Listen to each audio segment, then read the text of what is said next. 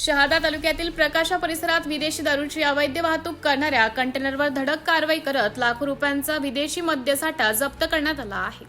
या कारवाईत कंटेनरसह मोठ्या प्रमाणात विदेशी दारूचा साठा हस्तगत करण्यात आला असून कंटेनर चालकासह 2 जणांना ताब्यात घेण्यात आले आहे। या प्रकरणी शहादा पोलीस ठाण्यात गुन्हा दाखल करण्याची प्रक्रिया रात्री उशिरापर्यंत सुरू होती। सदर कारवाई शहादा विभागाच्या डीबी पथकाला विदेशी दारूची अवैध वाहतूक होत असल्याची गोपनीय माहिती मिळाली होती। त्यानुसार पथकाने प्रकाशा परिसरात सापळा रचून संशयित कंटेनर अडवला।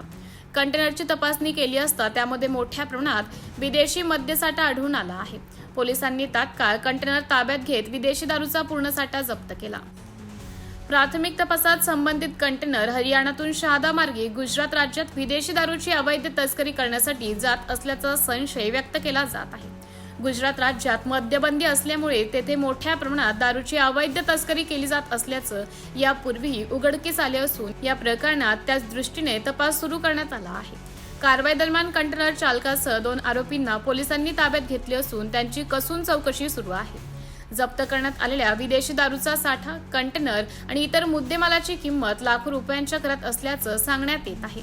मात्र जप्त मुद्देमालाची अचूक किंमत पोलीस प्रशासनाकडून अधिकृतपणे जाहीर करण्यात आलेली नाही।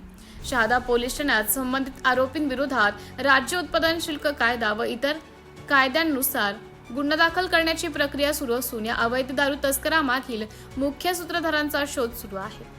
MDTV न्यूजसाठी तालुका प्रतिनिधी संतोष आखडमल, शहादा।